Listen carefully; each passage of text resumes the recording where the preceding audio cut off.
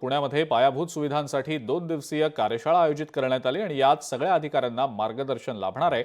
यावेळेला मुख्यमंत्री देवेंद्र फडणवीस यांनी अधिकाऱ्यांचे कान टोचले।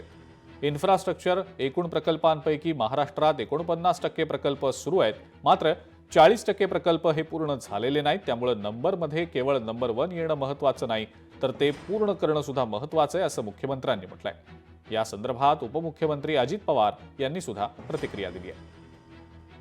2019 साली डॉइच बँकेने एक रिपोर्ट प्रकाशित केला होता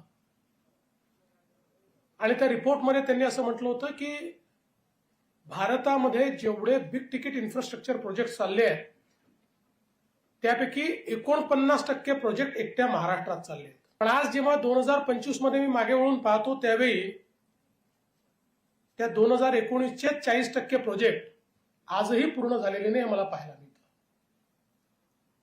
आणि म्हणून केवळ नंबरमध्ये आपण नंबर 1 येऊन चालणार नाही, तर हे प्रोजेक्ट वेळेत कंप्लीट होणं हे अत्यंत महत्वाचं आहे।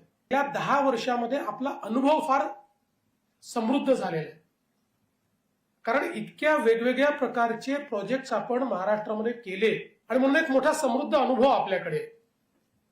पण असं असताना देखील याच्यामध्ये मात्र कुठेतरी अजूनही एक अकाउंटेबिलिटी येणं हे अत्यंत महत्वाचं आहे।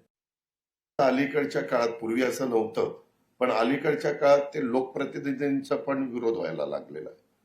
मग तिथल्या खासदारांना, तिथल्या आमदारांना संबंधित नाही भेटले की ते काहीतरी करून तो प्रकल्प बंद पाडतात। माझी तुम्हाला अतिशय स्पष्ट सूचना आहे की त्याबद्दल असं काही घडत असेल कुठल्या प्रकल्पाच्या बाबतीमध्ये तर तुम्ही सीएम ऑफिसशी संपर्क साधा किंवा माझ्याशी संपर्क साधा। लोकशाही मराठी ऐका, पहा, जागरूक रहा।